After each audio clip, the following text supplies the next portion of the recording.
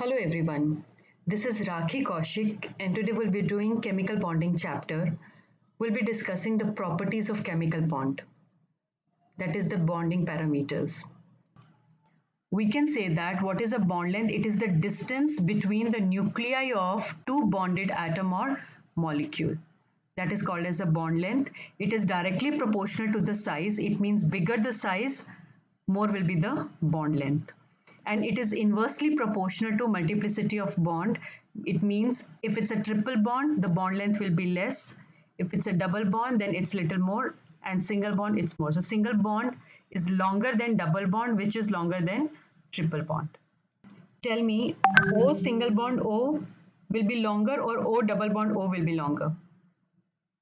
O single bond O will be longer than the double bond. Tell me, which will have a higher bond length?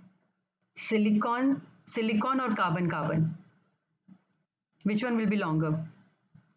So silicon will be larger in size than carbon because silicon is below carbon in a periodic table, and we know that as we move down the group the size increases, and bigger the size, more will be the bond length. So I have two atoms, this is 1 and this is 2, which are covalently bonded. It means they are bonded by sharing electrons, and the internuclear distance between them, the internuclear distance between this, and if I do half of it will be the covalent radius. And van der Waals radius is, if suppose there is another molecule near to it, and the distance between, the internuclear distance between two adjacent molecule. So half of internuclear distance between two adjacent molecule is called as the van der Waals radius. Van der Waals radius will be more or covalent radius will be more? Correct, van der Waals radius will be more. So you can see here the bond angle, it is the angle between the orbitals. So these are the orbitals containing the bonding electron. So we have a bonding electron between O and H. We have a bonding between this O and H.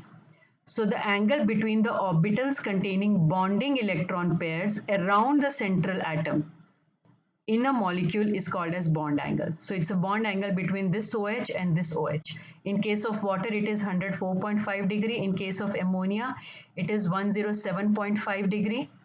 And in case of methane, that is CH4, it is 109.5 degree. It is the amount of energy required to break 1 mole. 1 mole is an important word here. To break 1 mole of bonds of a particular type between two atoms in a gaseous state. In a gaseous state, we call it as bond enthalpy or bond energy. Enthalpy means energy only. We represent it by H. And so how much energy we require to break 1 mole of a bond of a particular type in a gaseous state, we call it as a bond enthalpy. For a diatomic molecule, diatomic means two atoms, the bond dissociation energy is same as that of bond enthalpy. Okay, bond dissociation energy, the name only is telling that the amount of energy required to dissociate a bond, to break a bond, isn't it? So for diatomic molecule, bond dissociation energy is same as the bond enthalpy. But for a polyatomic molecule, poly means many and atomic means atom. So when we have more than two atoms in a molecule, then for a polyatomic molecule, we use the term mean or average bond enthalpy. Now it is obtained by dividing total bond dissociation enthalpy by the number of bonds broken. Now it means to say that suppose if I want to break a bond of water. Okay, let's take water. Okay, I have H2O, H2O. Now what will happen? This water is in a gaseous state. You can see here it's written gaseous state. Now when I break the bond between H and OH, so it's not that all the bond will break simultaneously. So first in water, I'm writing like this bond is broken. So what I'll get is I'll get H and I'll get OH. Yes. Now say bond dissociation energy is say delta H1. Delta H1 is the bond dissociation energy. Okay. Now after this, the second bond will be broken up. So I have OH. Now I'll break the bond between this one, this O and H. So what I'll get is H and O. All are in the gaseous state. All are in the gaseous state. So now say energy released in this step is, the energy change in this step is say H2. So bond enthalpy for a polyatomic molecule, just like water, which has more than two atoms in it, it will be the average of. So here the bond enthalpy will be delta H1 plus delta H2 divided by 2. So it will be the average of or mean of energies of all the bonds formed. And since you can see here it is plus, it means energy is required to break a bond.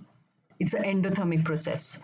Now this bond dissociation energy or bond enthalpy, it is inversely proportional to size. It is inversely proportional to size. So it means bigger the size, less energy is needed to break the bond, isn't it? So bond enthalpy, it is inversely proportional to the size. And it is inversely proportional to bond length also.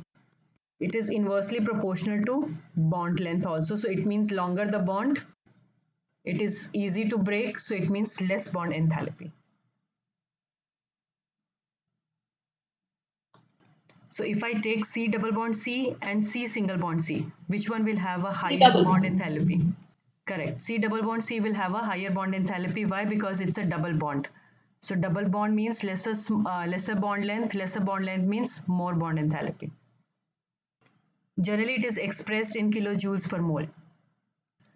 So bond order tells the number of bonds between two atoms in a molecule. So if I have single bond, the bond order is 1. If I have double bond, the bond order is 2. If I have a triple bond, the bond order is 3. For isoelectronic molecule, isoelectronic means iso means same, electronic means electron. So the molecules which have same number of electrons or the ions which have same number of electrons, they have same bond order. And with increase in bond order, the bond enthalpy increases and the bond length decreases. So you can see here, bond order 3 means triple bond. Triple bond means less bond length. Less bond length means more bond dissociation energy or more bond enthalpy. So more the bond order, greater is the stability, because it is difficult to break triple bond, then double, then single. What is polarity when a compound is covalently bonded if it is non-polar? If it is non-polar, it means it doesn't have a polarity. Okay, polarity of bond is expressed by dipole moment. So if I take a non-polar covalent compound, the shared pair of electron is at the center and we call it as a non-polar covalent bond. But when the electronegativity of any one of the element increases, so electronegativity is the tendency of an element to attract the shared pair of electron towards itself. That is called electronegativity. So if electronegativity of any of the element increases, this shared pair of electrons shifts more towards that element, and this develops the polarity and the bond become polar. Now this polarity is a vector quantity we show generally by an arrow from a less electronegative element to the more electronegative element. And you can see the electronegativity difference is increasing from 0.3 to 0.6 to 0.9 to 1.2. So here the polarity of bond is increasing. If it is a diatomic molecule, it is easy to tell the polarity. We just see the electronegativity difference and we come to know the bond is polar or not. But if it's a polyatomic molecule, so if I compare the polarity of H2 or Cl2 with HCl, we find that HCl, the difference in electronegativity is more in HCl because Cl is more electronegative as compared to H. So it means the bond is more polar. While in case of H2, that is H and H, or Cl and Cl, there is no difference in the polarity or electronegativity, so the bond is non-polar. That's the reason we call it as a non-polar covalent bond. And that's the reason we call HCl as a polar covalent bond. Yes.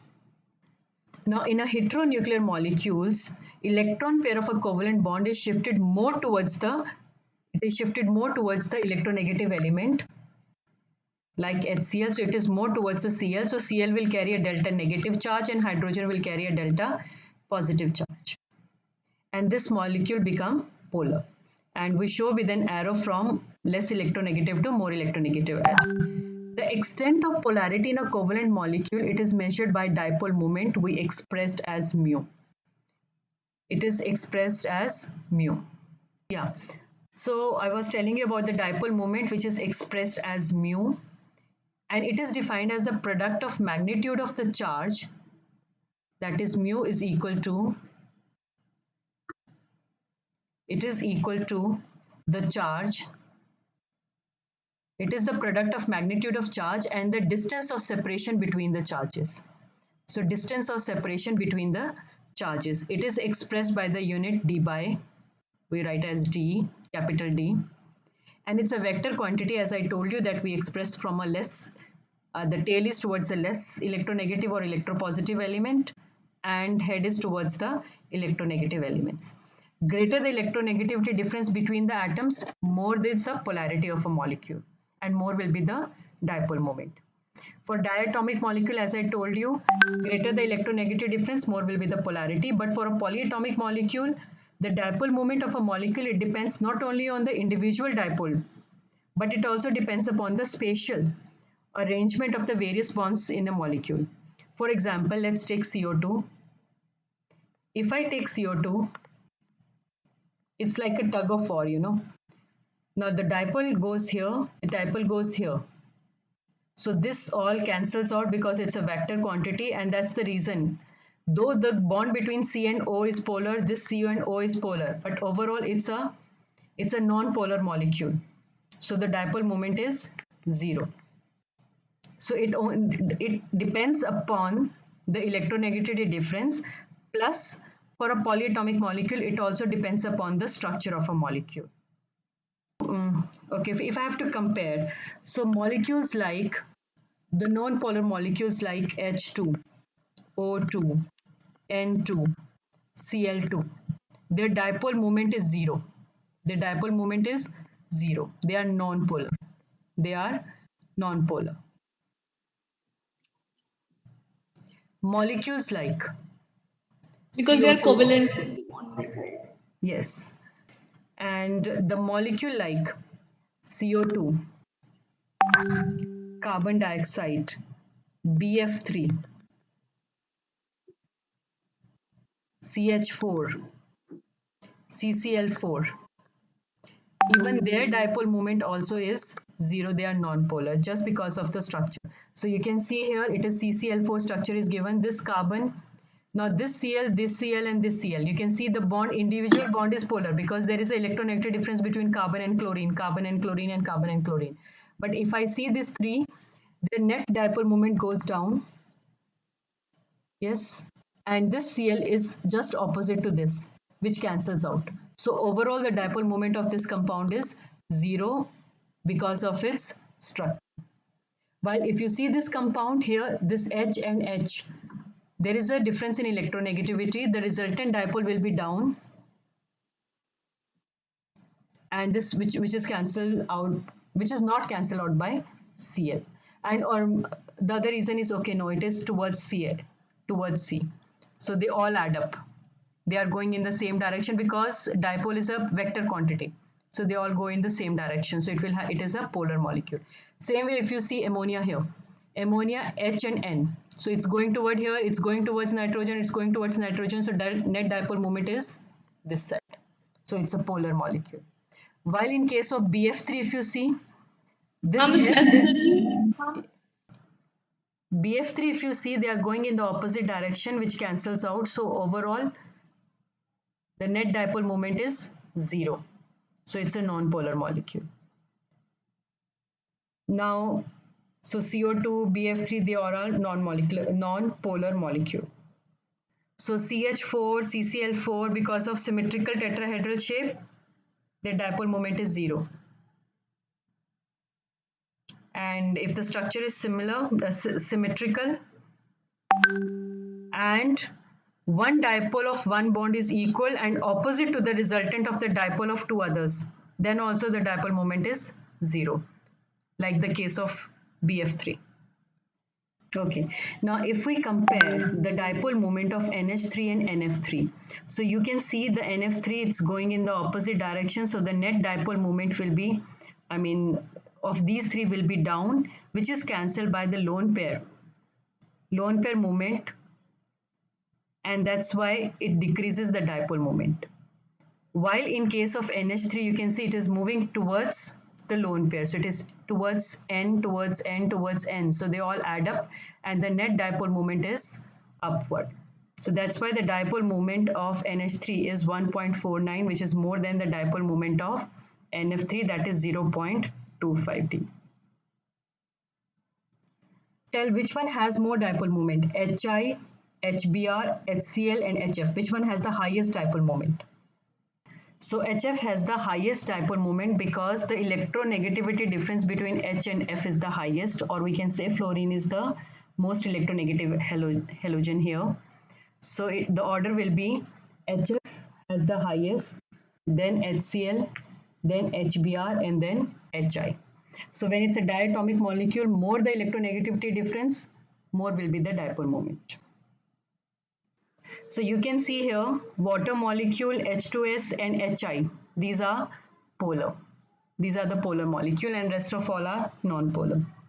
It means H2, BF3, CO2, Cl2 are non-polar. Now this dipole moment is useful. Why? Because we can distinguish between polar and non-polar molecule from this. So you can see here we can tell whether the molecule is polar and non-polar by looking at the dipole moment. Second thing, we can also tell the degree of polarity in a molecule, how polar it is. Okay, by looking at the electronegativity difference in the diatomic molecule and about looking at the electronegativity difference plus the shape in a polyatomic molecule. Second thing, if I have a compound and I come to know that it is a non-polar compound, okay, so we can predict the shape also, or whether it is polar or non-polar and how much polar it is. From that, we can predict the shape also. For example, CO2. CO2, though it has, just like water, it has C and 2O, like H and O and 2H. But we found that it is non-polar, so from there we came to know that it is linear. So we can predict the shape also. Second thing we can tell, the next thing is we can tell the ionic character in a molecule. Ionic character can also be predicted if the electronegativity difference is more than 1.7, the compound has more of ionic character. If it is 1.7, it means it has 50% covalent character and 50% ionic character. But if it is more than 1.7, it has more of ionic character. If the electronegativity difference is less than 1.7, it means it has more of covalent character. Then we can also distinguish between cis and trans isomers. Generally, the cis isomers, they have less dipole moment. No, or we can say cis molecules, they have more dipole moment than trans.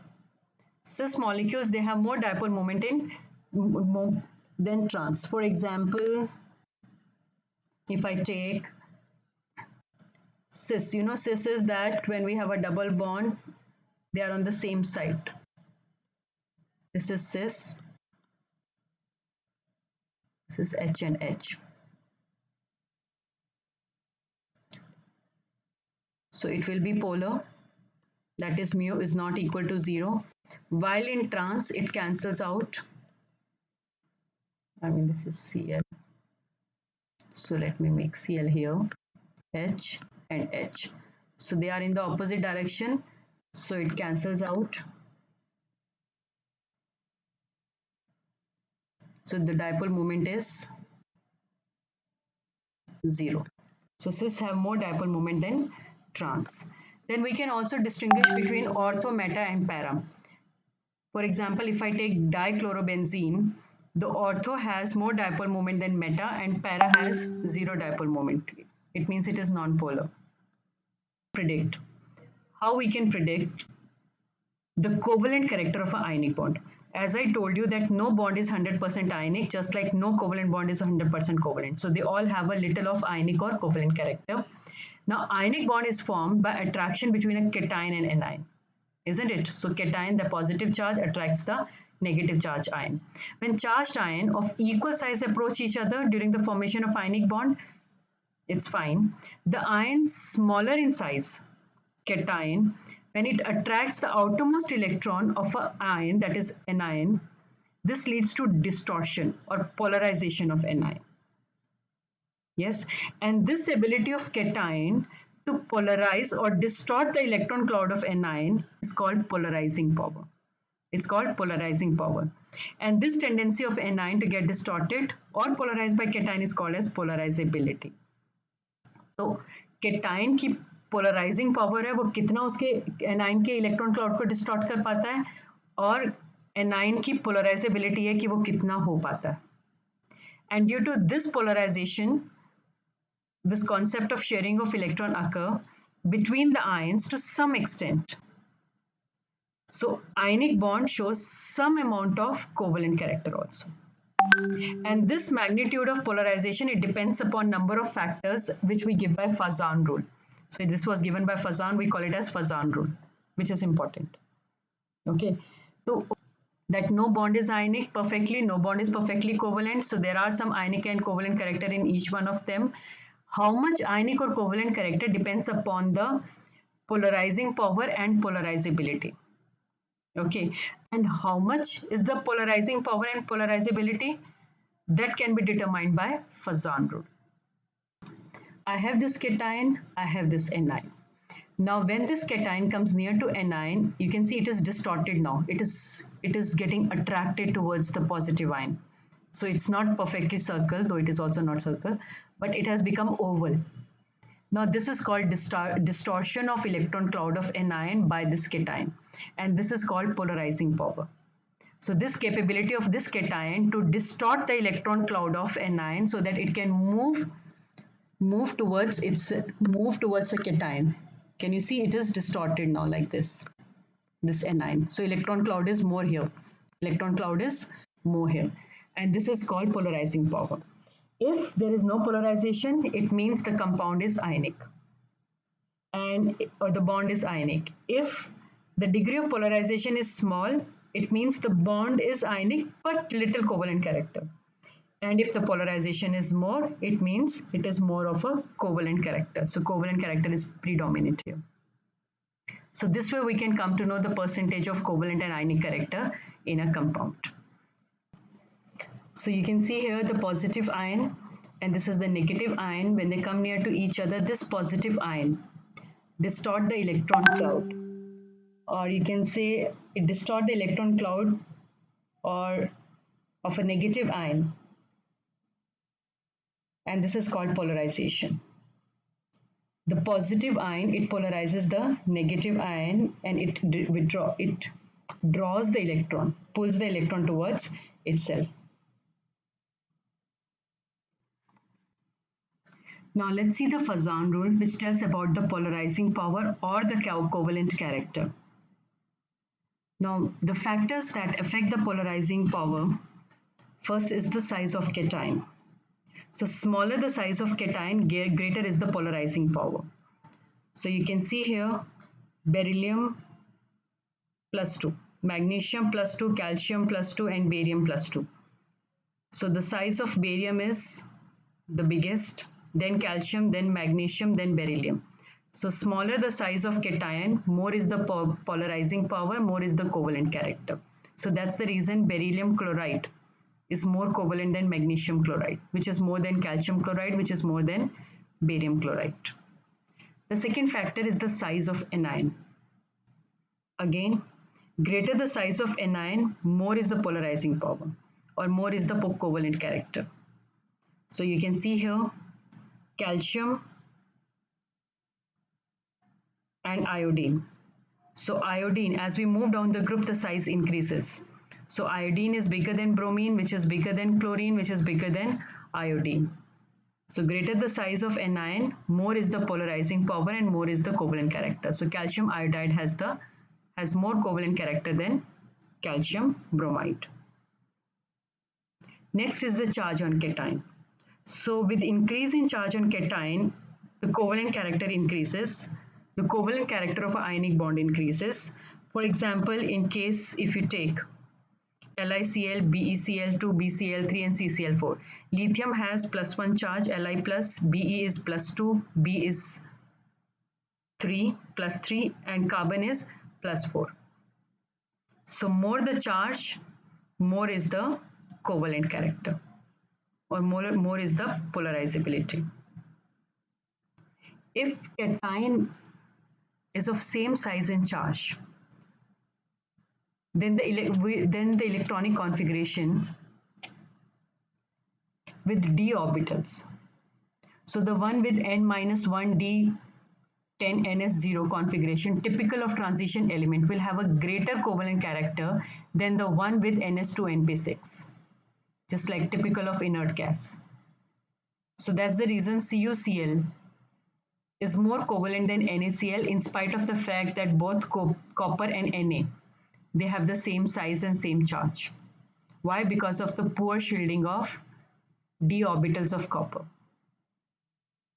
So overall, we can say the covalent character favors small size of cation, large size of anion, high charge on both, and a cation with 18 electron shell.